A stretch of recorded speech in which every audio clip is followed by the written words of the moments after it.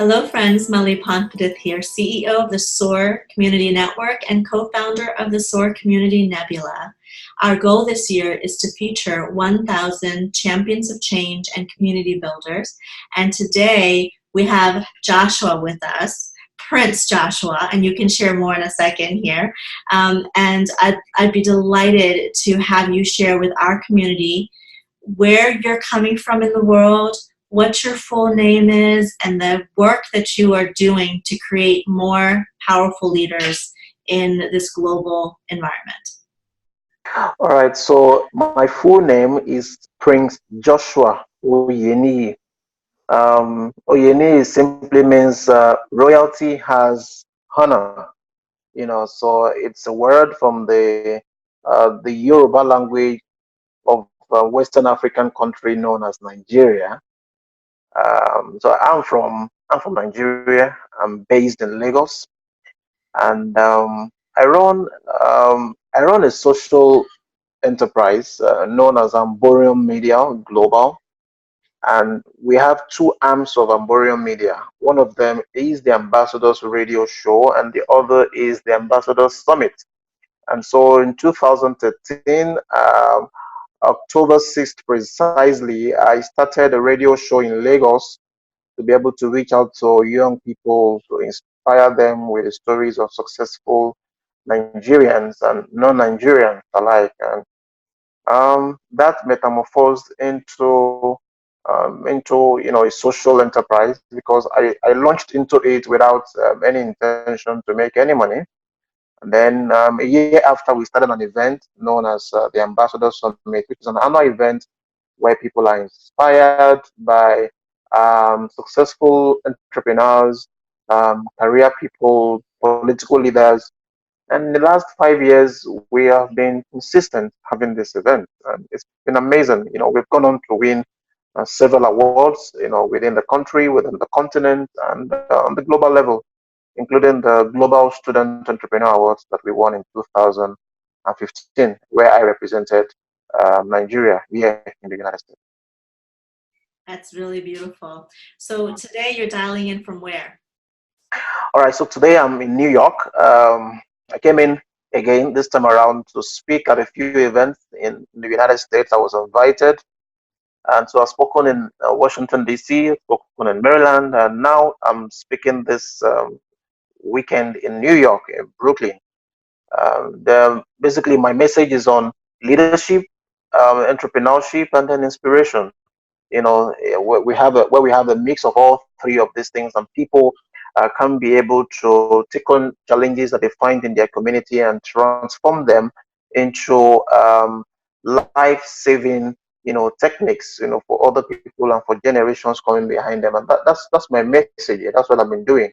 It's been amazing. I mean, quite frankly, though challenging, because those of us in the social enterprise, world can at times be struggling with quite a number of things. But you just being able to find the balance between how you're getting sustained and then your passion for what you're doing. So it's from New York this morning, and I'm happy to be connected with you, Mali, and thank you for having me on the platform. You're so welcome. Well, as we talk to all of these champions of change from around the world, what we like to ask them is to also have them share their personal journey of how in their lives they've been impacted by other community builders, change agents, mentors who've shown them some compassion, love, support, and perhaps even some of the most unexpected ways. So can you share some examples or ideas of other human beings that have supported you and guided you?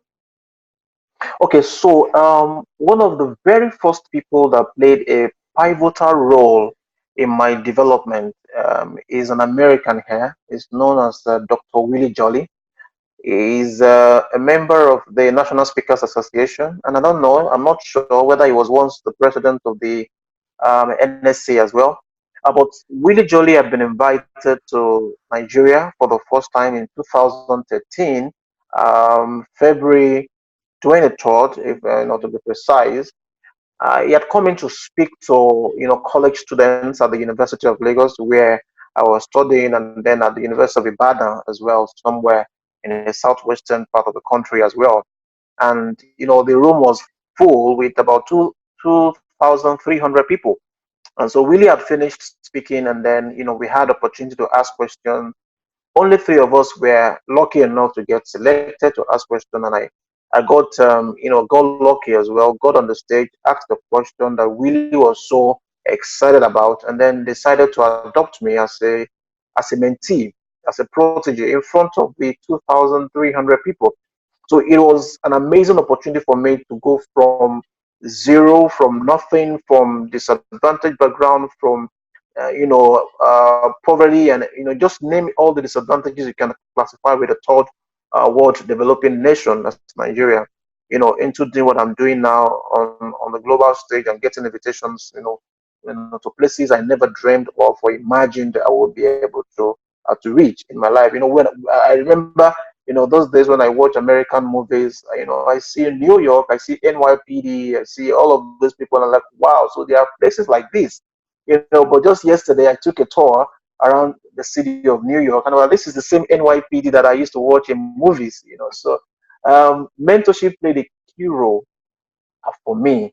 The correspondences I had with Willie Jolly, over emails for 1 year, translated into winning, the global award in Nigeria and then in the United States. And I got back, won continental awards, won awards from the Royal World Common Society in the United Kingdom, and several other things. Doing events, being attended by thousands of people over the last 5 years. Streaming our events to people and audiences in over 80 countries. Just because somebody decided. So Willie Jolly was part of the story, and also I've been a part of the story. And then about other people as well, spiritual leaders. My pastor, Pastor William Folorunsho Komoyi, is the general superintendent of the Deeper Christian Life Ministries, present in about 60 countries of the world. People like, Iya Deboye, who is the general overseer of the Redeemed Christian Church of God, and other people, with numerous names to mention. So people have played pivotal role in my life, helping me to discover myself, helping me to have a thirst for knowledge, to have, a desire to be better than, the way I was yesterday, and then most importantly, to give back to a community, to give back to people without necessarily expecting them to do anything for you. So it's just been about giving and investing in people, and that's been my life.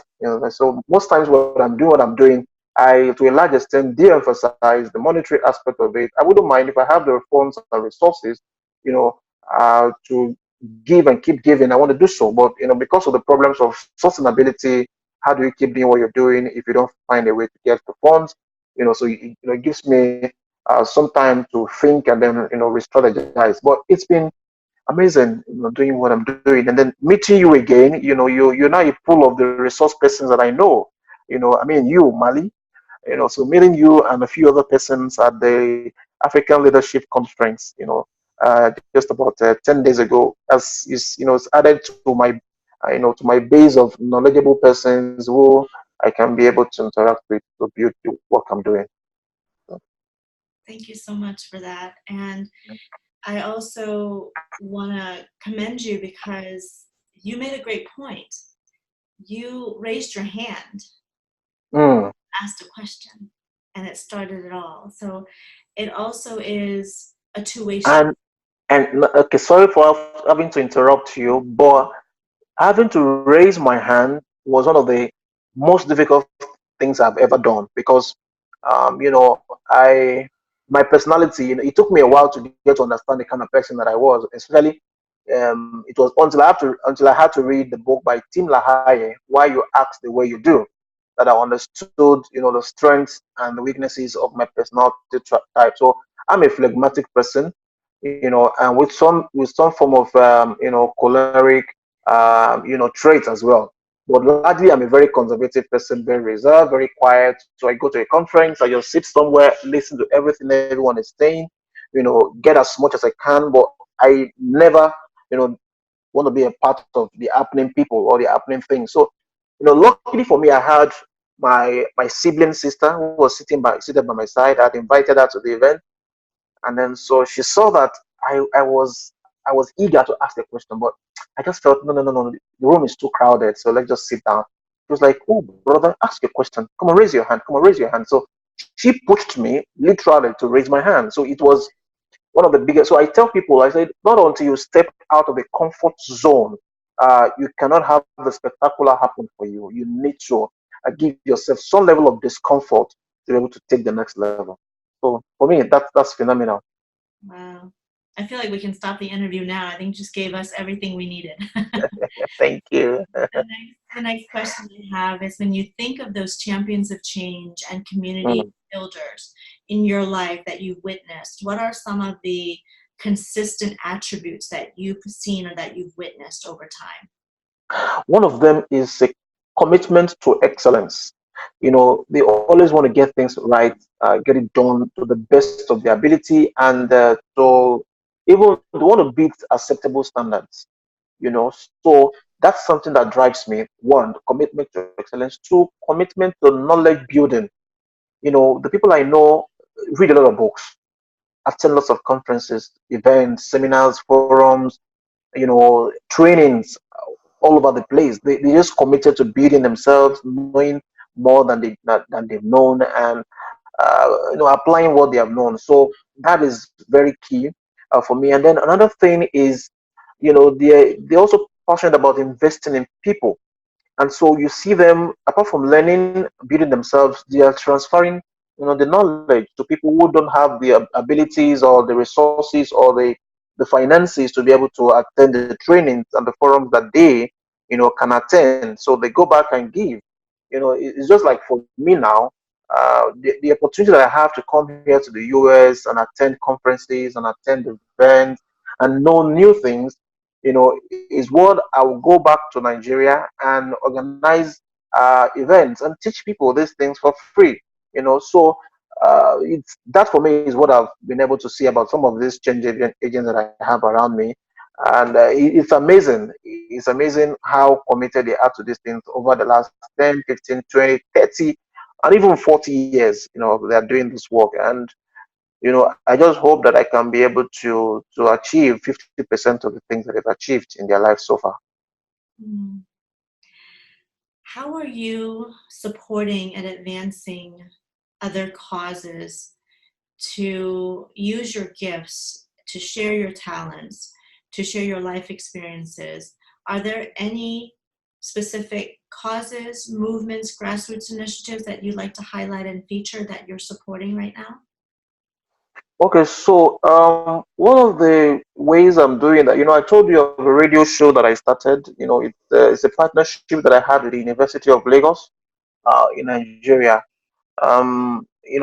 They gave us a platform for like 4 or 5 years to be able to reach out to people and do that without having to bother about paying for the cost of airtime. That's one of the biggest things, I have been given in my entire life. And then, I started an organization, a personal organization this time around called the Joshua Oyeni organization, which is basically to be able to reach out to underprivileged high school students in Nigeria. The project, kickstarted, recently. My goal is to be able to reach 10,000 high school students.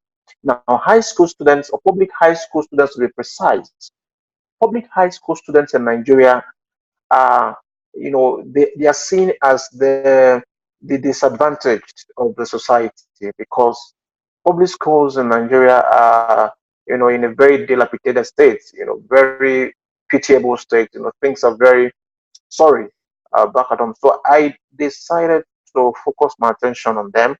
And one of the ways I did that was to write a book.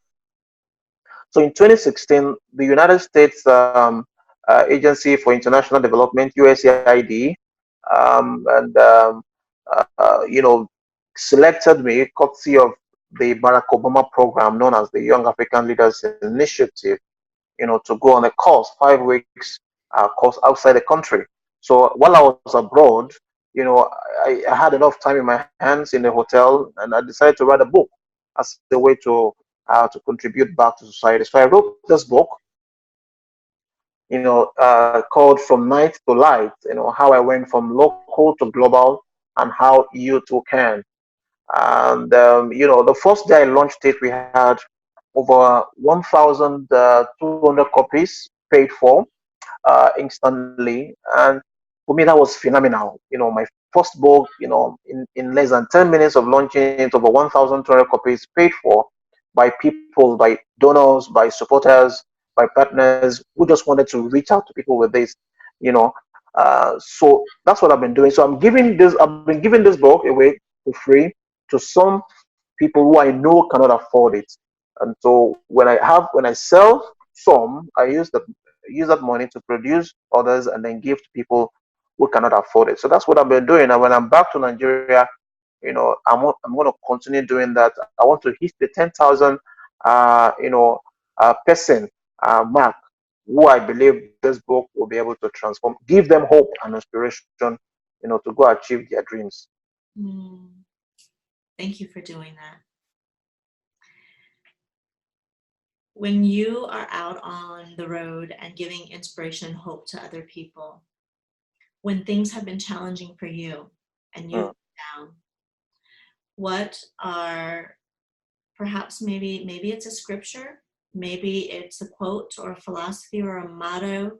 What can you share with our community that helps you regroup, recenter, and move forward? Thank you very much for that question. You see, not many people get to ask me that question. And, at times, I remember I used to tell my wife back in Nigeria, I'm married anyway with a beautiful daughter who is just 1 year. Congratulations. So thank you. So I used to tell her, I said, do people even ask the question, who encourages the encouragers? Who inspires the inspirers? Who motivates the motivators? Who or what? People don't get to ask you. They see you doing awesome things. They just assume that you have a super machine on the inside of you that just propels you. Nobody cares to know how you're getting along. How do you cope with challenges? So that's why I said your question is very brilliant. It's thoughtful. I face challenges from time to time. Right now I have a number of them on my hands. But basically, what keeps me going is this. I tell myself that compared to where I'm coming from, looking at my life now and then where I was 7 years ago, 10 years ago, can I say that I'm much better than where I started? Oh yes. Can I say I've made significant progress and improvement? Oh yes.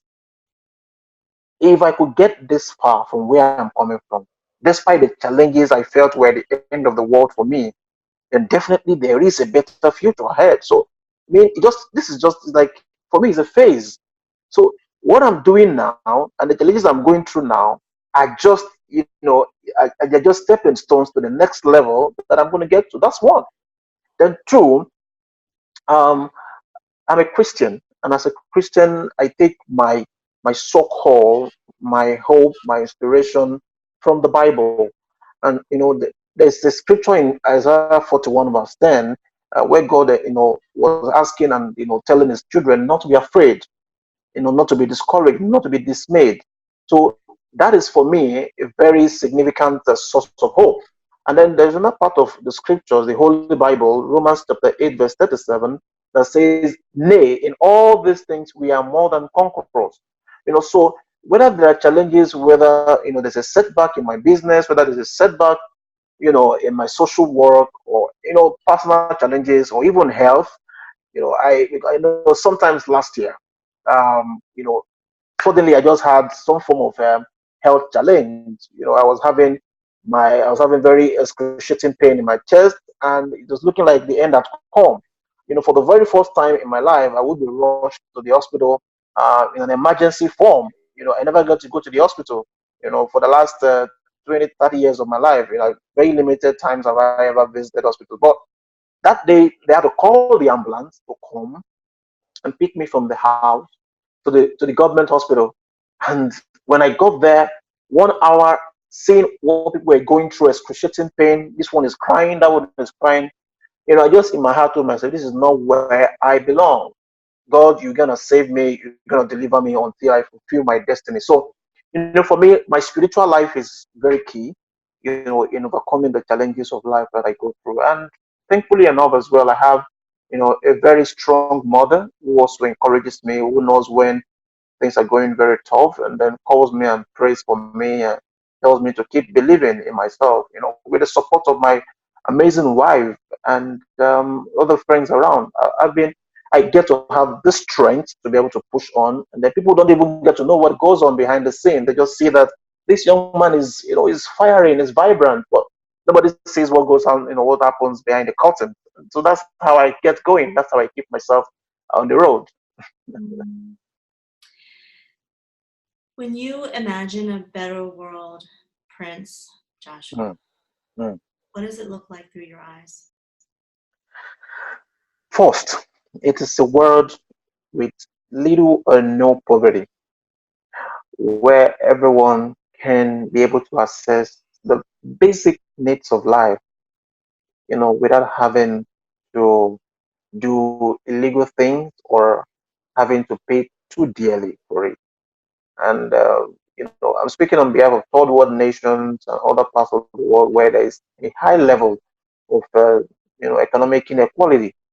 And, so I see a world and I imagine and I envision a world where poverty is reduced to the barest minimum. I look at a world where people are at peace with one another, whether he's an American and that one is an Asian and that one is a Nigerian or an African, where there is little or no discrimination on the basis of race or nationality or skin color and all that. So these are the challenges that I want our world to overcome and emerge from, to be a united force of people who believe in the commonality of human beings across countries and nations and continents and economic status. And so that's what I look out for, and I know that it's a possibility. And like Martin Luther King said, I have a dream, and that dream I believe will materialize someday, sometime. One last question for you. If you could give one or two points where our community can support you, what one or two things can we do to help advance your mission, your purpose, and your cause today? Thank you very much. You've been so nice already. You've had conversations with me before now, having helping to look at what I'm doing and how we can, scale it up to something much more valuable to both me and the people who are benefiting from my platform. And I want to thank you for that. And then, I don't have much to ask for. What I want the community to do for my people, for the people who look up to me, who look up to me as a leader, is to be able to provide them a level playing ground and platform like what you have already. At with very with a high level of consideration for their economic status as well, so that they can be able to have platforms to learn from other people from places of the world where opportunities are more equitable, and then be able to improve their status, their lot. So if you ask me, it's to say get as many people as we have back in Nigeria who are members of my organization, who are participants of my event, to be a part of the Nebula community, to be able to learn from you, to be able to network with people, to be able to get resources, knowledge resources, opportunities, an avenue to build themselves, to grow themselves, and to fulfill their dreams, even while they're back there in Nigeria. So that is what I would ask for, and if that is done for me, I'll be super grateful. Prince Joshua Oyeniyi, thank you. Yeah, Thank you for your time today. it's a pleasure. Thank you for the work that you're doing in the world. We value you, we value who you are as a human being, and we value you as a leader for your community. Thank you so much. Thank you so much. I really appreciate it. Thank you for the opportunity. I'm grateful, and I hope to talk with you, sometime soon again. Yes, we will. For those that are watching, thank you so much for being a part of our community, for following us, and today now for meeting Joshua. Please do remember to nominate yourself and someone in your community who's making a huge difference in your world. Visit us at nebula.soarcommunitynetwork.com. Thank you, everybody. We'll talk to you soon.